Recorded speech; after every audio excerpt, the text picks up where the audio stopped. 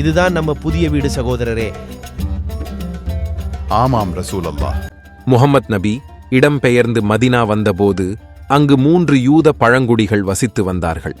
அவர்கள் பனு குரைழா, பனு நதீர் மற்றும் பனு கைனுக்கா. யாத்ரிப் என்பதே அசல் பெயர். ஆனால் முஹம்மத் அதை மதீனா, நபியின் நகரம் என்று மாற்றிவிட்டார். இதுதான் பனு கைனுக்காவின் கோட்டை.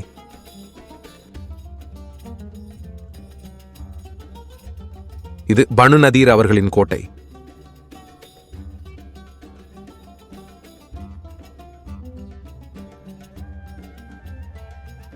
இவர்தான் ஹுயை இப்னு அக்தாப், பனு நதீரின் தலைவர். இதுதான் இவரின் குடும்பம். இவரின் மகள்தான் சஃபியா பின்ட் ஹுயை. மதினாவின் மிகவும் அழகான பெண்ணாக கருதப்பட்டார். அந்த காலகட்டத்தில் சபியாவிற்கு 15 வயதுதான். அவர் தந்தையின் மிகவும் செல்லமான மகள். பனை மரம்தான் அவர்களின் சொத்து மற்றும் வருமானம் ஈட்டும் தொழில்.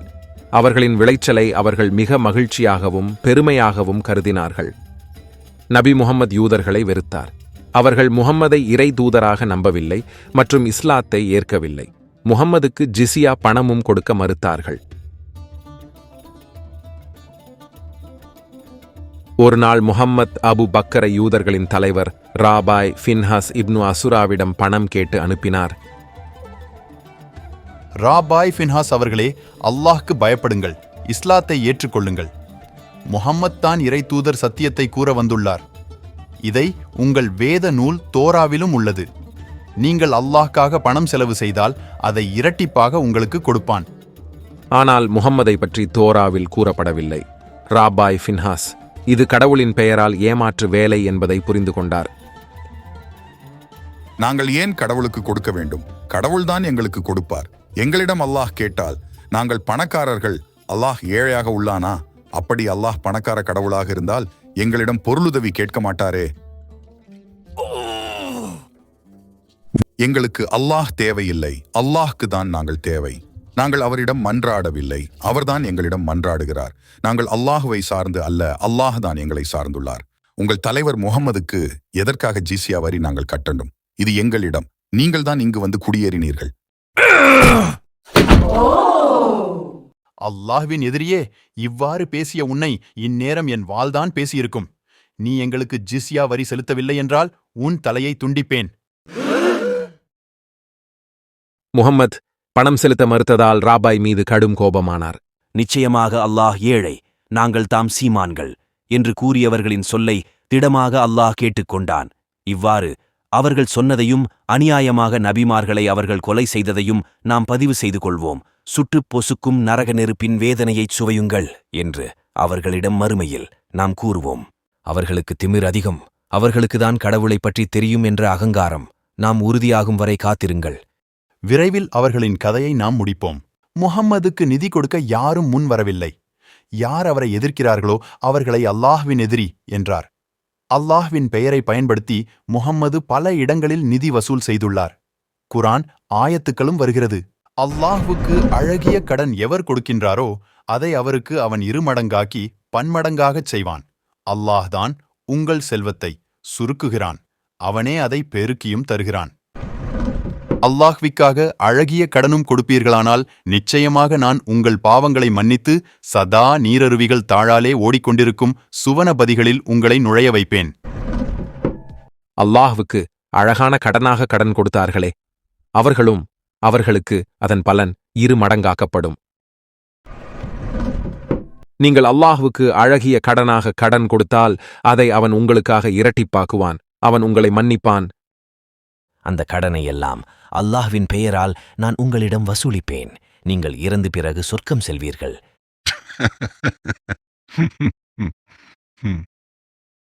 யூதர்களிடம் தமக்கு வரும் செல்வத்தை பெற்றுக்கொள்ள முடியாததை புரிந்து கொண்டார் முஹம்மது.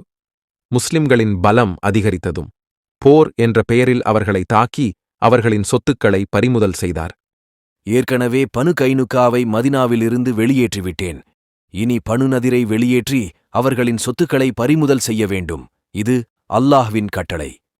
தபரி மற்றும் இப்னு இஷாக் எழுதிய முஹம்மதின் வாழ்க்கை புத்தகத்தின் உள்ள சம்பவத்தின்படி அமீர் இப்னு உமாயா என்கிற முஸ்லிம் பனு அமீர் என்கிற யூத பழங்குடியில் இருந்து 2 நபர்களை கொலை செய்து அவர்களிடமிருந்து பொருட்களை கொள்ளையடித்தார். கொள்ளையின் பங்கு 20% முஹம்மதுக்கு வந்தது. பனு அமீர் பழங்குடி உங்களை கொல்லாமல் இருக்க இந்த கொலைக்கு ஈடு செய்ய பணம் தர வேண்டும். யார் பணம் கொடுப்பார்கள்? பனு நதீர் அவர்களிடம் கேட்போம். மதினா ஒப்பந்தத்தில் கையெழுத்திட்டுள்ளார்கள். மதினா ஒப்பந்தம் படையெடுத்து அத்துமீறி உள்ளே வரும் ஆக்கிரமிப்பு செய்பவர்களுக்கு எதிராய் உள்ள ஒப்பந்தம் என்று எண்ணினேன். எப்படி இவர் செய்த கொலைக்கு பொறுப்பேற்பார்கள்? என் திட்டத்தின் மீது நம்பிக்கை வையுங்கள். வாருங்கள், அவர்களை போய் சந்திப்போம். திட்டப்படி நபி முஹம்மதும் சஹாபாக்களும் பனு நதிர் தலைவரை காண புறப்பட்டார்கள்.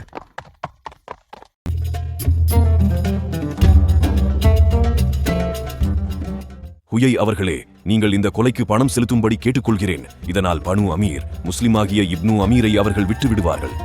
பனு அமீர் ஆட்களை கொலை செய்த இவரை நாங்கள் ஈடு செய்து காப்பாற்றணுமா? ஆம். நாங்கள் கூடி பேசி முடிவு செய்துவிட்டு வருகிறோம்.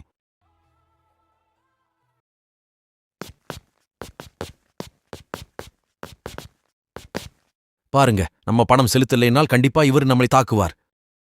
ஆமா, நம்ம நண்பர்கள் பனு கைனுக்காவிற்கு நடந்தது போல நமக்கும் நடக்கும். நம் உயிரை காப்பாற்றிக் கொள்ள அவர்கள் கேட்பதை கொடுத்து விடுவோம். அவர்கள் அனைவரும் மீண்டும் முஹம்மதை காண வந்தார்கள். சரி, நீங்கள் கேட்டதை தருகிறோம். ஆனால் நீங்கள் காத்திருங்கள், நாங்கள் அனைவரிடமும் சென்று வசூல் செய்ய வேண்டும்.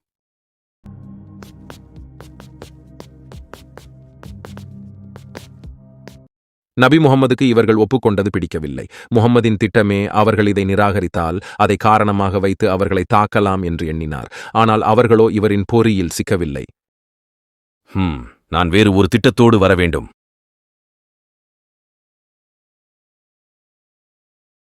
எங்கும் போகாதீர்கள், இங்கேயே இருங்கள். நான் திரும்பி வருவேன்.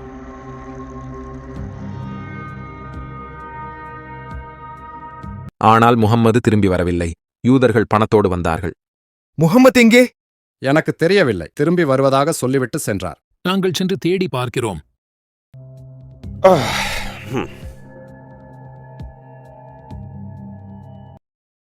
முஹம்மத் மசூதியில் இருப்பதாக தெரிந்த அவர்கள் அங்கு சென்றார்கள். ஏன் எங்களை அங்கேயே விட்டு வந்தீர்கள்? யூதர்கள் மலையிலிருந்து கல்லை போட்டு நம்மை கொலை செய்ய திட்டம் தீட்டியிருந்தார்கள். நான் அப்படி எதுவும் காணவில்லையே. உங்களுக்கு எப்படி தெரியும்? ஜிப்ரீல் எனக்கு அறிவித்தார். இருக்கட்டும், நாம் இதற்கு பதிலடி கொடுக்க வேண்டும். அலி அவர்களே, நீங்கள் நம் படையை ஒன்று திரட்டுங்கள். நாம் அவர்களை தாக்க வேண்டும். நிச்சயமாக ஆகட்டும் ரசூலல்லாஹ். இப்னு ஹிஷாம் தொகுத்த முஹம்மதின் வாழ்க்கை வரலாற்று புத்தகத்தில் யூதர்கள் கல் எறிந்து கொலை செய்ய திட்டம் தீட்டியிருந்ததாக சொல்லப்படுகிறது. ஆனால் எதற்காக அவர்கள் அவ்வாறு செய்ய வேண்டும்? அப்படி முஹம்மதுக்கு ஜிப்ரீல் சொல்லியிருந்தால் நெருங்கிய நண்பரான அபூபக்கரையும் அலியையும் ஏன் அங்கேயே விட்டு வர வேண்டும்? அது அவர்களுக்கும் ஆபத்துதானே. ஆக கல்லை போட்டு கொலை செய்ய திட்டம் தீட்டியதாக சொல்லப்பட்டது. முகம்மதால் இட்டுக்கட்டி சொல்லப்பட்டது என்பதாக தெளிவாக கூறப்பட்டுள்ளது. முஸ்லிம் படைகள் அவர்களை தாக்க படையெடுத்து சென்றார்கள்.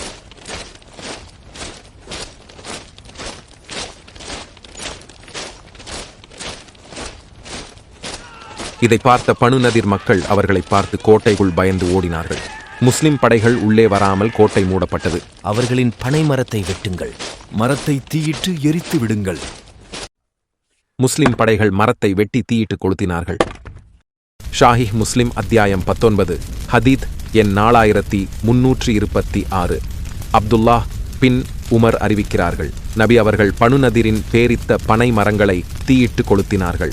ஷாஹிஹ் புகாரி வால்யூம் 1 புத்தகம் 8 ஹதீத் எண் 420. காபீர்களின் கல்லறைகளை தோண்டவும், சமன் செய்யப்படாத நிலம் சமன் செய்யப்படவும், பேரிச்சை மரங்களை வெட்டவும் நபி அவர்கள் கட்டளையிட்டார்கள். எந்த மனிதராவது இவ்வாறு செய்வார்களா? பைத்தியக்காரனாக தான் இருப்பான். அல்லாஹ் தான் என்னை இவ்வாறு செய்ய கட்டளையிட்டான். இதனால் அவர்கள் இஸ்லாத்தின் பக்கம் சரணடைவார்கள். சூரா அல் ஹஸ்ர் வசனம் 4. நீங்கள் அவர்களுடைய பேரீத்த மரங்களை வெட்டியதோ அல்லது அவற்றின் வேர்களின் மீது அவை நிற்கும்படியாக விட்டுவிட்டதோ அல்லாஹ்வின் அனுமதியாலும் அந்த பாவிகளை அவன் இழிவுபடுத்துவதற்காகவுமேதான். 15 நாட்கள் முஸ்லிம்களின் கடும் முற்றுகைக்கு பிறகு பனு நதிர் மக்கள் சரணடைந்தார்கள்.